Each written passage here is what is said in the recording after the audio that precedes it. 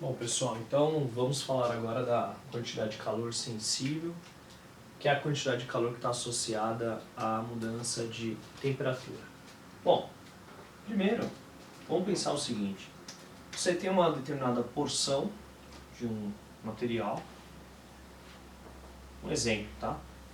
Aqui uma barra de alguma coisa. E esse material vai ser fornecido a ele uma quantidade de calor, né? Então haverá uma transferência de energia térmica aqui associada a esse processo. Bom, esse corpo vai ter sua temperatura elevada, por exemplo, tá? E vai, né, ficar numa condição que não haverá mudança de estado físico. Então, essa quantidade de calor ela está diretamente associada à mudança de temperatura do corpo.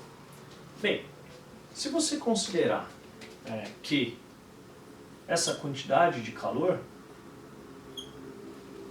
é razoável pensar o seguinte: se eu tenho uma pequena porção de massa, um corpo um pouco massivo, eu vou precisar de pouca energia para gerar determinada variação de temperatura.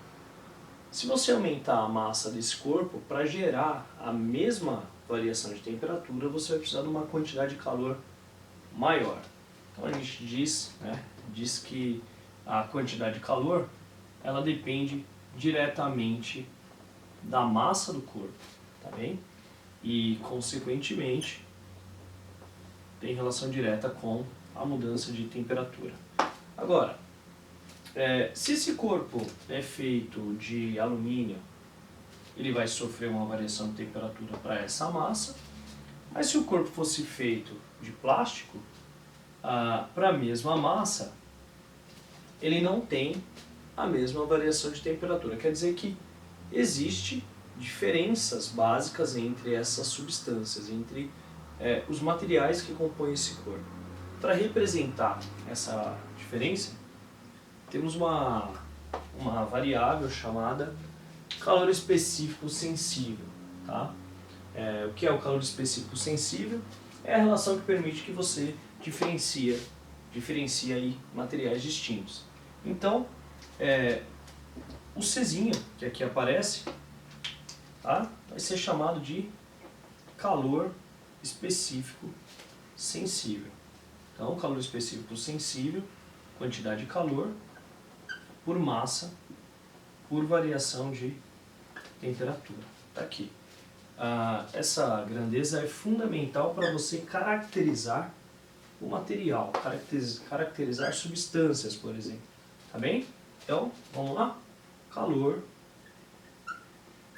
específico sensível, que você pode chamar simplesmente calor sensível, tá? Ou melhor, calor específico. Muito bem. Então, a essa quantidade de calor e a essa característica, você associa o material, a substância. Quer dizer que substâncias distintas possuem calores específicos distintos. Embora isso daqui já te ajuda a entender alguns processos básicos. O primeiro deles, né, que é o seguinte: que seria um equivalente em calor, né? Por exemplo, corpos ou matérias, né, materiais diferentes possuem calores específicos diferentes.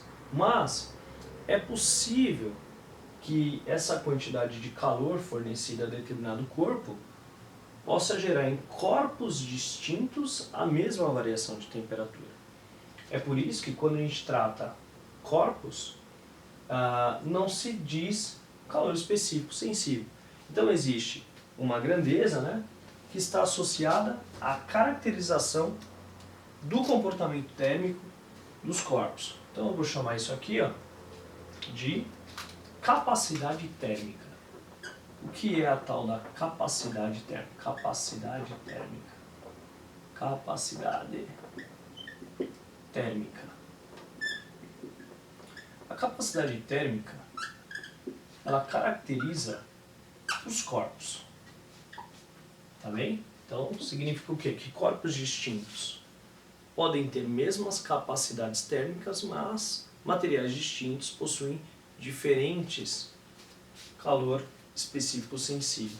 A capacidade térmica, pessoal, é definida pela letra maiúscula C e é dada pelo produto da massa do corpo pelo seu calor específico, vezes o seu calor específico sensível. Desta forma, a equação está associada à quantidade de calor sensível, ela pode ser reescrita para determinado corpo da seguinte forma: Q é igual a Czão vezes variação de temperatura. Aí. E essa equação ela é importantíssima, principalmente para que a gente possa entender os calorímetros. Beleza? Bom, vamos lá. Se você pega dois corpos para que eles possam trocar calor, sim, esses dois corpos devem estar em algum lugar, né? Então, por exemplo, só para retomarmos, vamos supor aqui um corpo A, uma temperatura um pouco mais elevada, em relação ao corpo B. Então esses corpos vão trocar calor em algum lugar. Esse lugar, vou fazer aqui uma representação, pode ser uma caixa de isopor, uma garrafa térmica, um copo, qualquer coisa. E a esse lugar, que eu vou representar aqui com essa região em verde, nós podemos falar calorímetro. Calorímetro. O que é o calorímetro? O calorímetro, basicamente, é o lugar no qual você coloca dois ou mais corpos para que eles possam trocar calor. Se a troca de calor é efetivamente somente entre os dois corpos, você tem um calorímetro ideal. E todo calorímetro ideal possui capacidade térmica nula. Então, olha só, a capacidade térmica do calorímetro, ela assume dois valores. Ela será zero ou nula se você tem um calorímetro ideal. O que é o calorímetro ideal? Ele não participa das trocas de calor. Agora, se a capacidade térmica for diferente de zero, significa que o seu calorímetro é real. E se ele é real, ele participa das trocas. Então, uma equação que possa representar as quantidades de calor associadas a esses três corpos, por exemplo, fica da seguinte forma. Ó. Aqui eu tenho três corpos, mas vale para quantos corpos ou quantos processos térmicos vocês tiverem. Só para resumir, fica assim, ó, a quantidade de calor de A mais a quantidade de calor de B mais a quantidade de calor do calorímetro tem que dar zero. Então, tá aí a nossa equação da calorimetria. Perceba que deu zero, né? Deu nulo. O que significa isso? Vamos supor a situação em que o corpo A está em temperatura maior, tanto que o calorímetro quanto que o corpo B, e o nosso calorímetro é real. Toda a quantidade de calor que A pode ceder, vai ceder para B e para o calorímetro, que os recebe. Então, se eu pensar num valor, ó, ceder, né? Então, vou pegar um exemplo. Ceder 10 calorias. Então, fica menos 10, sim, um exemplo, mais 3, mais 7.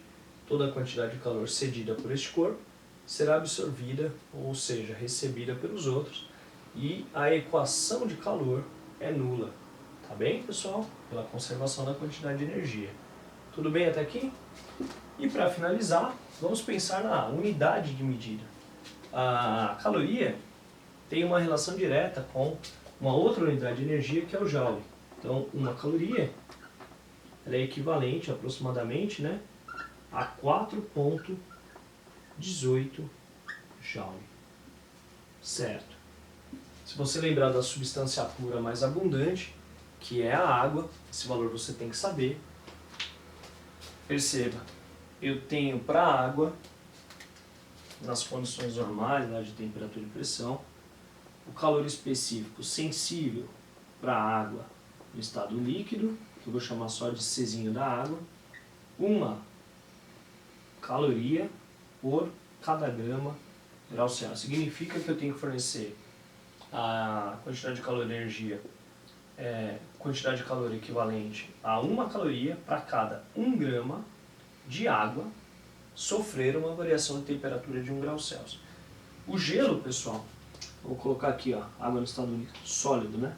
Calor específico sensível do gelo é de 0,5 caloria para cada 1 grama de gelo sofrer uma variação de temperatura de 1 grau Celsius. Isso aí. Tá bom? Então, turma, tá feita aí a introdução sobre quantidade de calor sensível. Abração. Tchau, tchau.